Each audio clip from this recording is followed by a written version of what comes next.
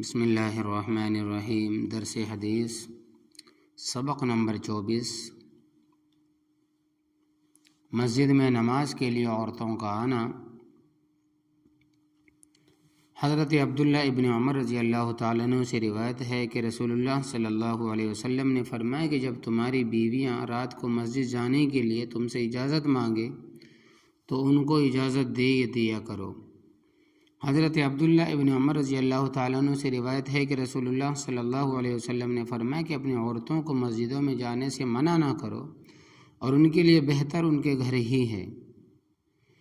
رسول اللہ صلی اللہ علیہ وسلم کی حیات طیبہ میں جبکہ مسجد نبوی میں 5 وقت کی نماز بنفس نفیس آپ خود پڑھاتے تھے، تو آپ کی طرف سے بار بار اس کی وضاحت کے باوجود کہ عورتوں کے لیے اپنے گھروں ہی میں نماز پڑھنا افضل اور زیادہ ثواب کا باعث ہے، بہت سے نیک بخت عورتوں کی یہ خواہش ہوتی تھی کہ وہ کم از کم رات کی نمازوں میں یعنی عشاء اور فجر میں مسجد میں جا کر نبی کریم صلی اللہ علیہ وسلم کے پیچھے نماز پڑھا کرے، لیکن بعض لوگ اپنی بیویوں کو اس کی اجازت نہیں دیتے تھے، اور ان کا یہ اجازت نہ دینا کسی فتنے کے اندیشے سے یا کسی بدگمانی کی وجہ سے نہ تھا، کیونکہ اس وقت کا پورا اسلامی معاشرہ اس لحاظ سے ہر طرح قابل اطمینان تھا، بلکہ ایک قسم کی غیرت اس کی بنیاد تھی۔ اس لیے رسول اللہ صلی اللہ علیہ وسلم نے ارشاد فرمایا، عورتیں اگر رات کی نمازوں میں مسجد میں آنے کی اجازت مانگے تو ان کو اجازت دے دینا چاہیے، لیکن خود عورتوں کو آپ برابر یہی سمجھاتے رہے کہ بیویوں، تمہارے لیے زیادہ بہتر اپنے گھروں ہی میں نماز پڑھنا ہے، جیسا کہ آگے آنے والی حدیث سے اور زیادہ واضح ہو جائے گا۔ مشہور صحابی ابو حمید ساعدی کی بیوی ام حمید سعدیہ رضی اللہ تعالیٰ عنہ سے روایت ہے کہ میں رسول اللہ صلی اللہ علیہ وسلم کی خدمت میں حاضر ہوئی اور عرض کیا کہ میں چاہتی ہوں کہ آپ صلی اللہ علیہ وسلم کے ساتھ جماعت سے مسجد میں نماز ادا کیا کروں۔ آپ نے ارشاد فرمایا کہ میں جانتا ہوں کہ تمہیں میرے ساتھ یعنی میرے پیچھے جماعت کے ساتھ نماز پڑھنے کی بڑی چاہت ہے،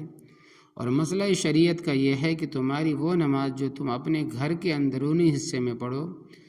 وہ اس نماز سے افضل اور بہتر ہے جو تم اپنی بیرونی صحن میں پڑھو، یعنی باہر کے حصے میں پڑھو،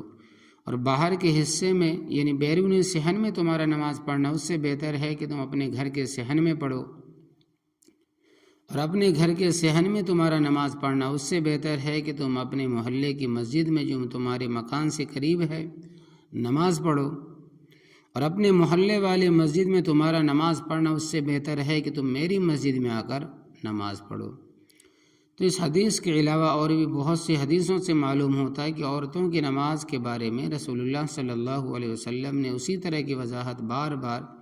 اور مختلف موقعوں پر بیان فرمائی ہے،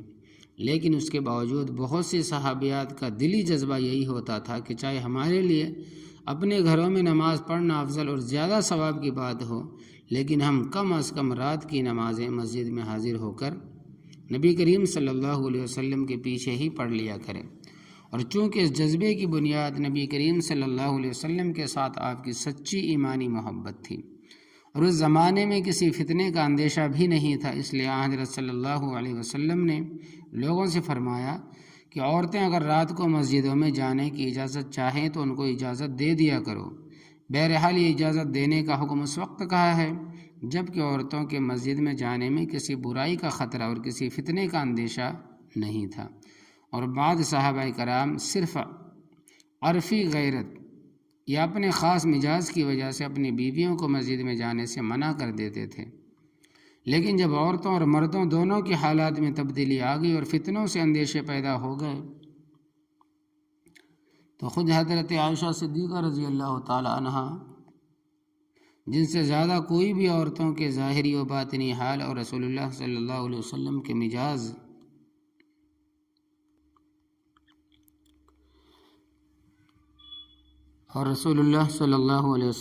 مزاج و منشا سے واقف نہیں ہو سکتا، سے روایت ہے کہ انہوں نے فرمایا کہ اگر رسول اللہ صلی اللہ علیہ وسلم ان باتوں کو دیکھتے جو عورتوں نے اپنے طرز زندگی میں اب پیدا کر لی ہے تو آپ خود ان کو مسجدوں میں جانے سے منع فرما دیتے، جس طرح کسی قسم کی باتوں کی وجہ سے بنی اسرائیل کی عورتوں کو ان کی عبادت گاہوں میں جانے سے اگلے پیغمبروں کے زمانے میں روک دیا گیا تھا۔ صحیح بخاری صحیح مسلم کی روایت ہے۔ یہ بات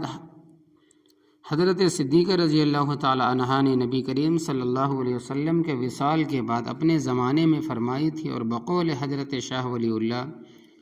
رحمۃ اللہ علیہ اسی بنا پر جمہور صحابہ کی یہ رائے ہو گئی تھی کہ عورتوں کو مسجدوں میں نہ جانا چاہیے۔ بعد کے زمانوں میں ان تبدیلیوں میں جو ترقی ہوئی اور ہمارے معاشرے کی خرابیوں میں جو بے حساب اضافہ ہوا، اس کے بعد تو ظاہر ہے اس کی کوئی گنجائش ہی نہیں رہی۔ تو یا اللہ ہم سب کو نبی کریم صلی اللہ علیہ وسلم کی سچی محبت عطا فرمائی، اور ہمیں اپنے بچوں کو بھی آپ صلی اللہ علیہ وسلم کی محبت